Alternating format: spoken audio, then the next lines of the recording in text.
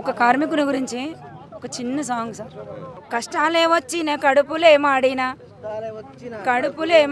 కడదాకా పేదోళ్ళ కనురెప్పలు అవుదాము. కష్టాలే వచ్చిన కడుపులే మాడిన కడదాకా పేదోళ్ళ కనురెప్పలు అవుదాము. అలుపు ఎరుగని కార్మికులం మేమంతా, ఆర్టీసీ ముద్దు బిడ్డలం మేమంతా, బ్రతుకుదారి చూపెట్టోలం ఓరన్న బండారం బయటేసేటోలం మాయన్న. కష్టాలే వచ్చిన కడుపులే మాడిన కడదాకా పేదోళ్ళ కనురెప్పలు అవుదాము. హల్ అలుపు ఎరుగని కార్మికులం మేమంతా, ఆర్టీసీ ముద్దు బిడ్డలం మేమంతా, బ్రతుకుదారి చూపెట్టోలం ఓరన్న బండారం బయటేసేటోలం మాయన్న. ఇప్పుడు దాదాపుగా 2.5 సంవత్సరాలు కంప్లీట్ అవుతూ ఉన్నది. మీకు మేనిఫెస్టోలో పెట్టినటువంటి అంశాలు మీరు అడుగుతూ ఉన్నారు. ప్రభుత్వం నుంచి మొన్న ఎందుకు అసలు చర్చలు ఎందుకు విఫలమైనాయి? మొన్న జరిగినటువంటి చర్చలు మన కేసీఆర్ గారు ఉన్నప్పుడు ఆయన చేస్తా అన్నారు, అన్నీ ఓకే అయినాయి. గెజిట్ ఆఫీస్ది పేపర్ వచ్చింది, గవర్నర్ సంతకమైంది, తమిళసారిది అని అన్నీ చెప్పినారు. ఇప్పుడు లాస్ట్లో వచ్చినప్పుడు ఈయన ఏమన్నారంటే, రేవంత్ రెడ్డి సారు ఎలక్షన్స్ కాకముందుకు అంటే ఆయన ఏమనుకున్నాడో మాకు తెలియదు సార్. అంటే ఆర్టీసీ కార్మికులు ఒక్కరే అంటే అప్పుడు వీళ్ళకి ఎవరైనా ఇప్పుడు ఎవరేం చేస్తలేరు, ఆ ప్రభుత్వం ఏం చేయలేదు, నేనైనా అధికారంలోకి వస్తే వీళ్ళకి చేస్తా అని చెప్పి ఈసారి చెప్పిన మాటలే ఇవన్నీ. నేను అధికారంలోకి రాగానే ఆర్టీసీ కార్మికుల సమస్యలు ఫస్ట్ పరిష్కరిస్తానన్నాడు. అది ఏంటంటే ఇప్పటివరకు 2.5 ఏళ్ళు దాటినా కూడా సార్ మహాలక్ష్మి స్కీమ్ పెట్టినా కూడా దాన్ని ఇంకా ఎక్కువ చేసి కూడా తీసుకొస్తున్నాం సార్. దాని ద్వారా మేము ఎంత కష్టపడైనా చేస్తున్నాం. రేవంత్ రెడ్డి సార్ ఏ స్కీమ్ పెట్టినా కూడా ఎంత కష్టమైనా కూడా 8 గంటల డ్యూటీ అన్నారు. 8 గంటలు కాదు సార్, 12 గంటలు, 14 గంటలు, 16 గంటలు. బస్సు ఫెయిల్ అయితే కూడా మొత్తం డ్యూటీ చేస్తున్నాం, లేట్ అయితే కూడా మొత్తం డ్యూటీ చేస్తున్నాము. మేము ఒక డ్రైవర్ అయినా కండక్టర్ అయినా ఆయన స్టేరింగ్ మీద కూర్చొని బాగా టైర్డ్ అయిపోయి వాళ్ళు హాస్పిటల్లో పాలవుతున్నారు డ్రైవర్లు. ఒక కండక్టర్ కూడా నిలబడి మోకాల నొప్పులు, బ్యాక్ పెయిన్ నొప్పులు, మంచిగా ఉన్నప్పుడు మంచిగా లేనప్పుడు కూడా లేడీస్ అంటే అయినా కూడా మేము కష్టపడుతున్నాం. ఎన్ని స్కీములు పెట్టినా కూడా మేము పని చేసుకుంటూ వస్తున్నాం. పొద్దున 4:30కు వస్తున్నాం సార్. ఏ డ్యూటీలు ఉంటే ఆ డ్యూటీలోకి వచ్చి చేస్తున్నారు. సీనియర్ అక్క వాళ్ళు ఉన్నారు, వాళ్ళు ఏ డ్యూటీ ఉంటే ఆ డ్యూటీ చేస్తున్నారు. మేము ఇంత కష్టపడ్డప్పుడు మేము ఏం అడుగుతున్నాం సార్? మేము మనది సార్ నాకు తెలియక నేను చెప్తున్నా, మన తెలంగాణ రాష్ట్రం ధనిక రాష్ట్రం అంటారు. ధనిక రాష్ట్రం అన్నప్పుడు మరి ఆంధ్రలో సీఎం జగన్మోహన్ రెడ్డి అప్పుడు ఉన్నప్పుడైనా చంద్రబాబు నాయుడు అయినా కూడా ఆంధ్రాలో కూడా వాళ్ళైనా కార్మికులే. మేము ఏపీఎస్ఆర్టీసీ ఉన్నప్పుడు జాయిన్ అయినాం.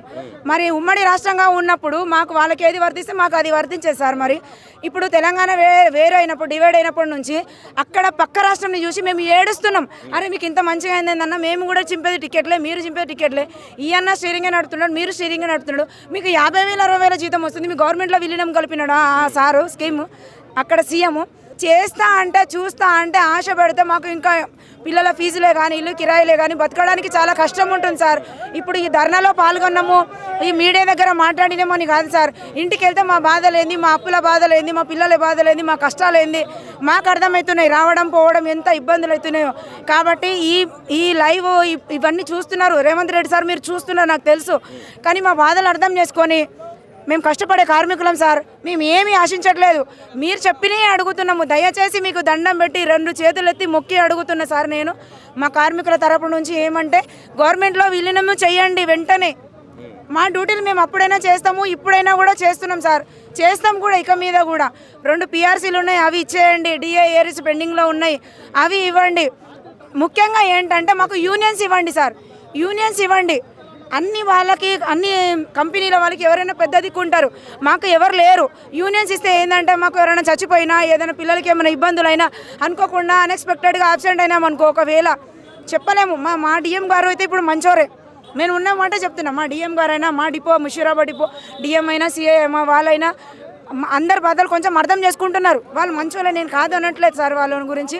కానీ 2 రోజులు 3 రోజులు ఎక్కువ ఏదైనా సమస్య ఉందనుకో, ఒకవేళ యాబ్సెంటిజం అట్లా ఇట్లా షోకాజులు, రిమోలు, సస్పెండ్లు అని అంటే ఒకవేళ చెప్పుకోవడానికి ఎవరు లేరు, ఒక లీవ్ కావాలంటే ఎవరు లేరు. అదే యూనియన్స్ ఇచ్చారనుకో, ఈ యూనియన్స్ అన్న వాళ్ళు ఏం చేస్తారంటే పోయి మా తరపు నుంచి సార్లను అడిగి మాకు లీవ్ ఇప్పిస్తే మాకు కూడా కొంచెం తెల్లారి మళ్ళీ డ్యూటీకి రావడానికి మాకు ధైర్యంగా ఉంటుంది.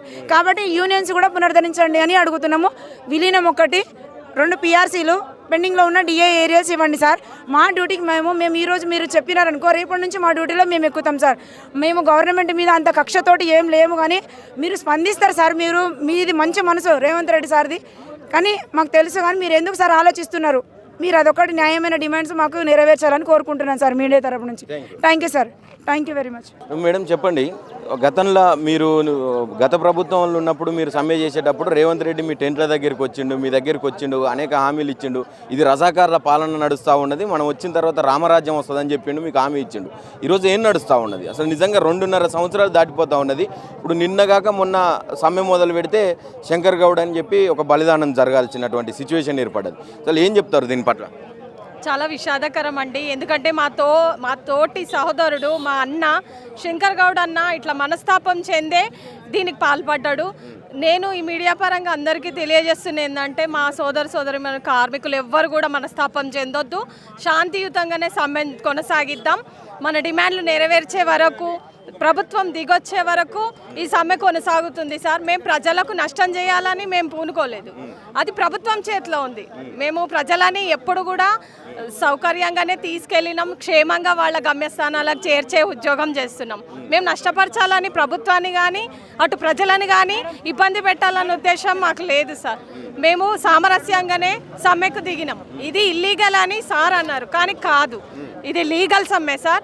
అన్ని నోటీసులు, చర్చలు, కమిటీలు అయిన తర్వాత, మాకు టైం ఇచ్చిన తర్వాత సెక్రటేరియట్ దగ్గర కమిటీ వేసి పిలిపించి ఒక 5 గంటల్లోపు మాట్లాడి ఆ తర్వాత చర్చలు విఫలమైనాకనే సమ్మెకు దిగినాం. కానీ స్వచ్ఛందంగా మేము ముందు కూడా కొంత ఛాలెంజ్ చేస్తూ నేను ప్రైవేట్ బస్సులను పెట్టి కూడా నడిపించినటువంటి సందర్భం మీరు సమ్మెకు దిగిన తర్వాత, అంటే ఛాలెంజ్ చేస్తుందా? మీరు లేకుండా మేము నడిపిస్తాం, ఆ బస్సులు కావచ్చు, ప్రజలకు ఏ ఇబ్బంది లేకుండా మేము చూసుకుంటాం అని చెప్పి ఛాలెంజ్ చేస్తుంది అనుకోవచ్చా? ఇది ఛాలెంజ్ అనుకోవచ్చు, లేకపోతే ప్రజలు ఇబ్బంది పడొద్దని, రవాణా సౌకర్యం కల్పించాలని కూడా ఉద్దేశం ఉండొచ్చు ప్రభుత్వంది. ప్రజల పట్ల అంత అవగాహనతోని ఉన్న మన నాయకులు మరి సామాజిక పరంగా మేము కూడా అందరికీ సమాజ సేవ చేస్తున్న వాళ్ళమే కదా సార్. ప్రజలను ఇక్కడి నుంచి అక్కడికి ఉద్యోగాలకు వెళ్ళే వాళ్ళు, స్కూళ్ళకి వెళ్ళే వాళ్ళు, కాలేజీలకు వెళ్ళే వాళ్ళు, వీళ్ళందరినీ వాళ్ళ స్థానాలకు మేము చేర్చట్లేదా? పొద్దున్న 5 గంటలకు వస్తాం సార్. పొద్దున్న 5 గంటలకు మేము లేచి వచ్చి మా ఫస్ట్ బస్సు ముందుకెళ్ళి అందరికీ సహాయం చేస్తూనే ప్రజా రవాణా నడుస్తుంది కదా. మేము నష్టపరచాలని మేము సమ్మెకు దిగలేదు కదా. మీరిప్పుడు ఛాలెంజ్ చేసో మా మీద కక్షబూనో మీరు బస్సులు నడిపిస్తుండొచ్చు. ఎంతకాలం నడిపిస్తారు సార్? అట్లా ఎంత పర్సెంట్ ఎట్లా నడిపిస్తారు? అది ఇప్పుడు 2-3 యాక్సిడెంట్లు జరిగినాయి సార్. అది ప్రజలకు నష్టమే కదా. ప్రాణ నష్టం తిరిగి ఇవ్వాల్సిన బాధ్యత మరి రేవంత్ రెడ్డి సార్దే కదా. మేము సమ్మెకు దిగినాం అంటే ఎందుకు దిగాల్సి వచ్చింది? మేము అడిగిన హామీలు, మీరు ఇచ్చిన హామీలనే నెరవేర్చాలని కదా మేము సమ్మెకు దిగింది. ఇది కొత్తగా కోరిన. ఫైనల్గా ఏం చెప్పాలనుకుంటున్నారు? నేనైతే మా సోదరులకు ఎవరు మనస్తాపం చెందొద్దు, సామరస్యంగా శాంతియుతంగానే సమ్మె కొనసాగిస్తాం.